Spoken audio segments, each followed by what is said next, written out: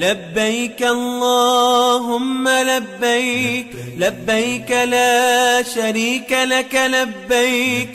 إن الحمد والنعمة لك والملك لا شريك لك. بسم اللہ الرحمن الرحیم. سیدنا کریم صلی اللہ علیہ وآلہ وسلم. اللہم علمنا بما ينفعنا وانفعنا بما علمتنا وزدنا علما برحمتک یا ارحم الراحمین. معزز سامعین و ناظرین،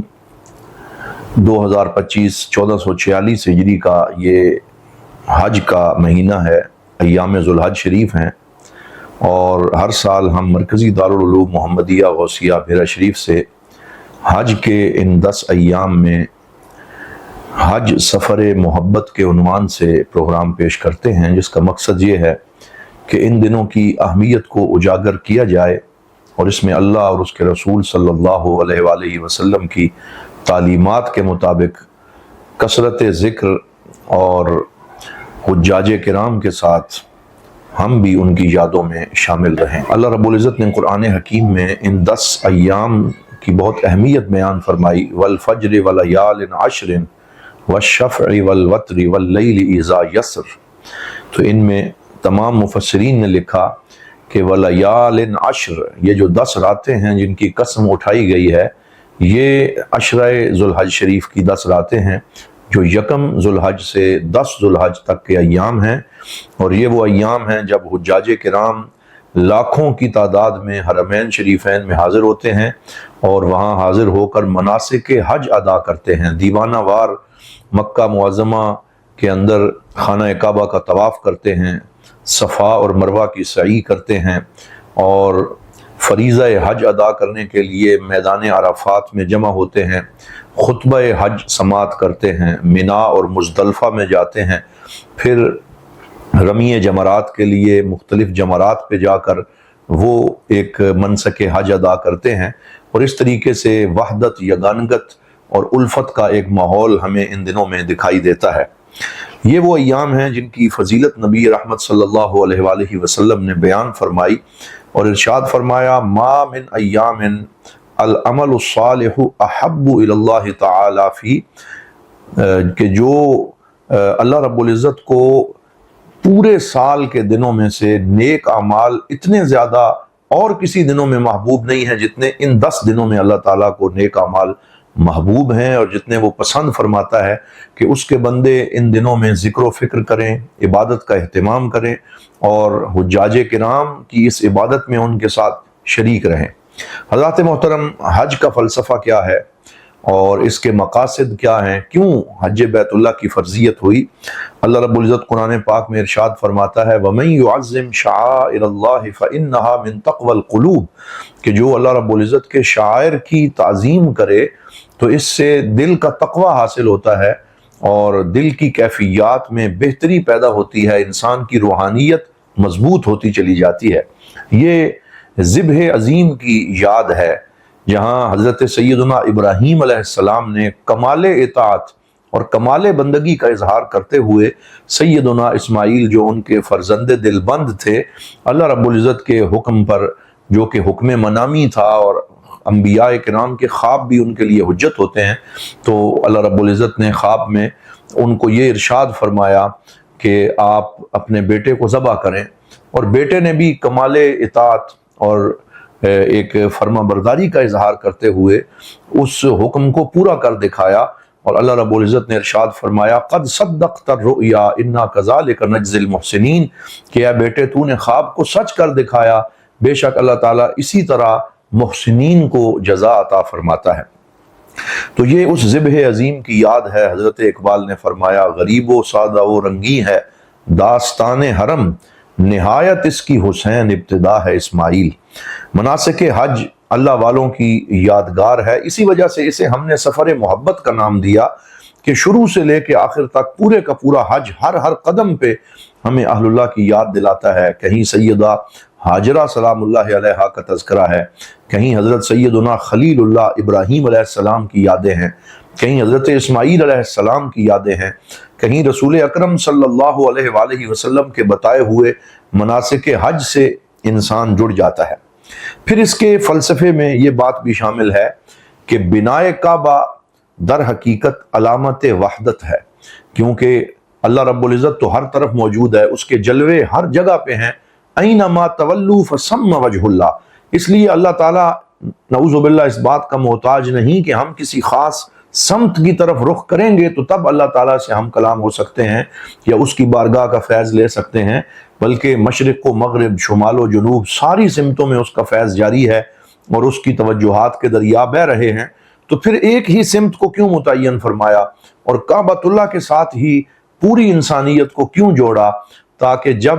ساری انسانیت اور تمام اہل اسلام کعبۃ اللہ کی طرف متوجہ ہوں گے تو ان کی توجہ میں اتحاد اور وحدت پیدا ہوگی، کنسنٹریشن مضبوط ہوگی، اور یہ کنسنٹریشن ان کو فکری طور پہ بھی وحدت اور اتحاد اور یگانگت کی طرف لے جائے گی، اور ان کے مقاصد متحد ہو جائیں گے۔ پھر وہ مل کر جو بھی کام کریں گے وہ کام ہوتا چلا جائے گا اور اس کے اندر برتری اور بہتری کے امکانات پیدا ہو جائیں گے۔ تو حج وہ وحدت عطا کرتا ہے، اور کعبۃ اللہ کے ساتھ پوری انسانیت اور اہل اسلام جب جڑے ہوتے ہیں تو پھر وہ ایک ہی عبودیت کے رنگ میں رنگ جاتے ہیں اور ان پہ کوئی اور رنگ نہیں رہتا۔ صبغۃ اللہ ومن احسن من اللہ صبغہ، یہ اللہ کا رنگ ہے، اور اللہ سے بہتر کس کا رنگ ہے کہ ایک ہی صف میں وہ کھڑے ہوتے ہیں، ایک جیسا احرام ہوتا ہے، ایک جیسی صدائے دل نواز ہوتی ہے، لبیک اللہم لبیک لبیک لا شریک لک لبیک ان الحمد والنعمت لک والملک لا شریک لک۔ پھر اس کے فلسفہ میں یہ بھی شامل ہے کہ یہ بندہ مومن کی اخلاقی تربیت کرتا ہے۔ جب انسان حج کے لیے پہنچتا ہے تو وہ اپنے اخلاق سنوار کے واپس آتا ہے۔ ناظرین محترم، کیسے اخلاق کی تربیت ہوتی ہے کہ جب بندہ حج بیت اللہ کے لیے پہنچتا ہے تو وہ تنہا حج نہیں کر رہا ہوتا، بلکہ وہ معاشرے کے مختلف طبقات کے ساتھ ملا ہوا ہوتا ہے۔ کوئی یمنی ہے، کوئی شامی ہے، کوئی عراقی ہے، کوئی بغدادی ہے،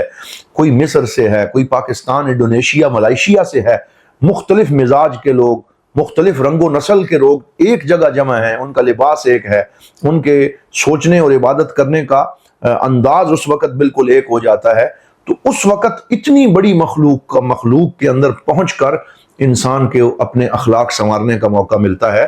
الحج اشہر معلومات فمن فرض فیہن الحج فلا رفث ولا فسوق ولا جدال فی الحج، یہ جو حکم دیا کہ اب رفث نہیں ہے، فسوق نہیں ہے، جدال نہیں ہے، جھگڑا نہیں ہے، بدتمیزی نہیں ہے، تم نے اپنے اخلاق کو کنٹرول میں رکھنا ہے۔ تو یہ تربیت جب مسلمان حاصل کر کے آتا ہے تو اس کے دل میں تمام اہل اسلام کے لیے محبت کے جذبات پنپنے لگتے ہیں، اور پھر وہ خندہ پیشانی کے جذبات کا حامل ہو جاتا ہے، مسکراہٹ اس کے چہرے پہ رقصاں رہتی ہے، وہ دکھ دیکھ کر بھی آپے سے باہر نہیں ہوتا بلکہ اس کے اخلاق مضبوط ہوتے چلے جاتے ہیں۔ پھر یہ حج مادیت سے روحانیت کی طرف لے کے آتا ہے، یخرجہم من الظلمات الی النور، مادیت کی ظلمتوں سے نکالتا ہے، کیونکہ انسان صرف 2 کپڑے پہنتا ہے، اس کے دل سے دنیا کی محبت نکل جاتی ہے، مال جمع کرنے کا لالچ نکل جاتا ہے، اور وہ وہاں پر ڈونیٹ کر رہا ہوتا ہے، دوسروں کو دے رہا ہوتا ہے، قربانی کے جذبے سے جاتا ہے، تو ایثار اس کے اندر پیدا ہو جاتا ہے، اور اس طریقے سے وہ مادیت سے نکل کے نور اور روحانیت کے ماحول میں آ جاتا ہے۔ اسی لیے حضور نبی رحمت صلی اللہ علیہ وسلم نے ارشاد فرمایا، یخرج من ذنوبہ کہیئۃ یوم ولدتہ امہ، حضور صلی اللہ علیہ وسلم نے فرمایا کہ اس کی اتنی تربیت ہوتی ہے کہ وہ اپنے گناہوں سے اس طرح نکل جاتا ہے کہ جیسے آج ہی اس کی ایک نئی پیدائش، ایک نیا جنم اس کو نصیب ہوا ہے۔ پھر اس کا ایک سیاسی پہلو بھی ہے کہ جیسے یہ انسان کو اللہ سے جوڑتا ہے، اسی طرح مخلوق کے ساتھ اس کے لنکس اور اس کے تعلقات گہرے ہوتے چلے جاتے ہیں، حقوق اللہ اور حقوق العباد ایک جگہ پہ جمع ہو جاتے ہیں، سیاسی روابط بڑھتے ہیں، ظلم کا خاتمہ ہوتا ہے، اور